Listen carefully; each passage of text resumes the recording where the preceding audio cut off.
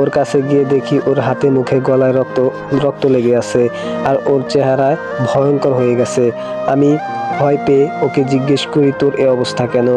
ও আমাকে কিছু একটা বলতে যাবে, ঠিক তখনই একটা বৃদ্ধ সাদা পাঞ্জাবি পরা, গায়ে কালো চাদর, মুখটা ভালো করে দেখা যাচ্ছে না, সে বৃদ্ধ এসে আমার বন্ধুর কথা আটকে দিল। আর লোকটা বলল, এসো, আমার সাথে এসো। আমার বন্ধু ইশারা করে কিছু একটা বলতে চাইছে, কিন্তু ওই লোকটার কারণে ভয়ে বলতে পারছে না।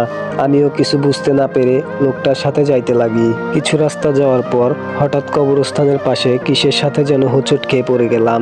উঠে দাঁড়িয়ে যখনই নিচের দিকে তাকাই, তখনই দেখি আমার বন্ধু স্বাধীনের লাশ। আমি ভয়ে চিৎকার করতে শুরু করি এবং ভয় পেয়ে দৌড়াতে শুরু করি। আর মনে মনে ভাবি, আমার বন্ধু কি তাহলে মরে গেছে? তাহলে আমাকে ফোন করলো কে? এই ভেবে আমি দৌড়াতে লাগি। আমার বন্ধু স্বাধীনের আত্মাও আমার পিছনে পিছনে আসতেছে। আমি দৌড়াতে দৌড়াতে